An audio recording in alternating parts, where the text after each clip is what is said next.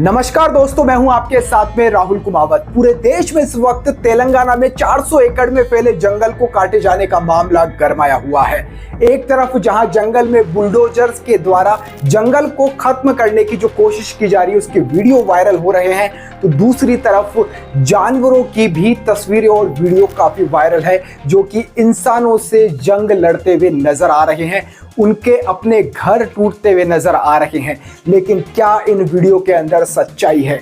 क्या इंसान अब प्रकृति को खत्म करने के ऊपर तुल गया है? जिससे वो जिंदा है, वही प्रकृति जिससे ऑक्सीजन मिलती है, उसी से इंसान जिंदा है और उसी को क्या खत्म करने की कोशिश की जा रही है। कंप्लीट इस वीडियो के अंदर हम बात करने वाले हैं और पूरा आपके पास में सच्चाई में बताने वाला हूं कि जो वायरल हो रही है तस्वीरें, इनकी सच्चाई क्या है। इस पूरे मामले की तह तक जाने की हम कोशिश करने वाले हैं।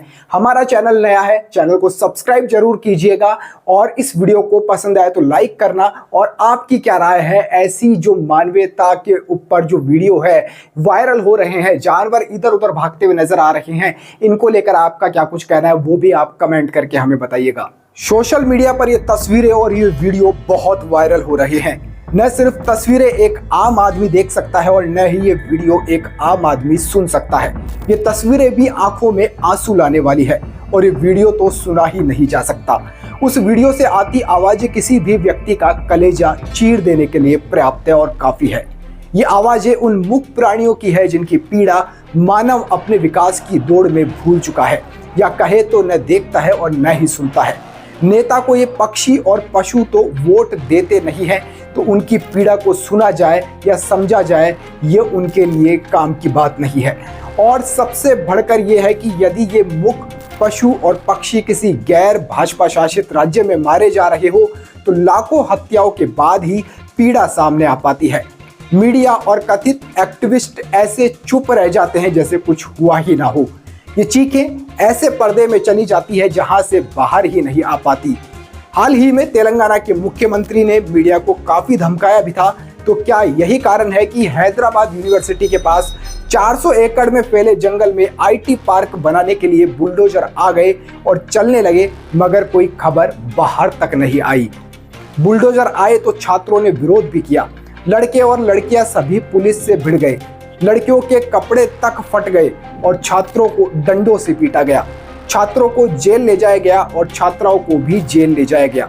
ये सारे समाचार मीडिया में उसी तेजी से नहीं दिखाए गए जिस तेजी से मुंबई में आर्य गार्डन वाला आंदोलन दिखाया गया था।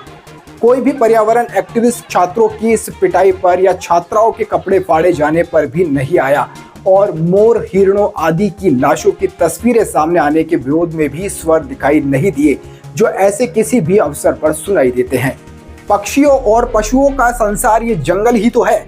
विकास के नाम पर इस सीमा तक अतिक्रमण हो गया है कि पशुओं को अपना आवास ही नहीं मिल पाता है और अचानक से इस प्रकार किसी का आवास तोड़ना ये तो क्रूरता की पराकाष्ठा है। हालांकि सर्वोच्च न्यायालय यानी सुप्रीम कोर्ट ने इस जघन्य घटना का संज्ञान लेते हुए गुरुवार को हैदराबाद यूनिवर्सिटी के पास भूमि पर किसी प्रकार की कार्यवाही पर रोक लगा दी है, परंतु तब तक 25% जंगल काटा जा चुका था। एक तरह से 100 एकड़ में रहने वाले पशु और पक्षी या तो मारे जा चुके थे या फिर बेघर हो चुके हैं।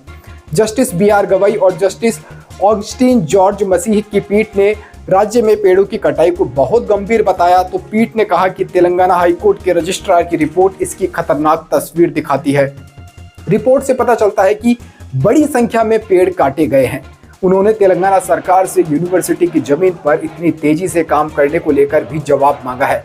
उन्होंने पूछा कि इस प्रकार की गतिविधि करने से पहले क्या सरकार ने पर्यावरण पर पड़ने वाले प्रभावों का आकलन किया था क्या? ये मुद्दा केवल हैदराबाद यूनिवर्सिटी का मुद्दा या फिर उन लाखों जीवों के प्रति संवेदनशीलता का मुद्दा है?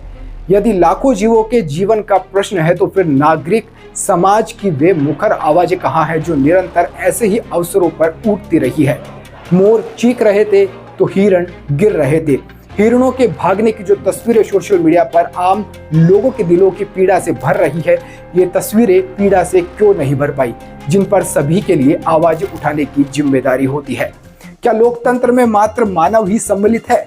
प्रश्न ये भी उठता है कि क्या निरह पशु जो वोट नहीं दे सकते, उनका इस कथित लोकतंत्र में कोई स्थान नहीं है?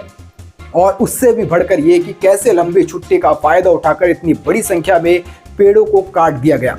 केंद्र सरकार ने भी राज्य सरकार से इस मामले में रिपोर्ट मांगी और सर्वोच्च न्यायालय ने इस पर तत्काल रोक लगाकर अगली जो सुनवाई है वो 16 अप्रैल को रखी है।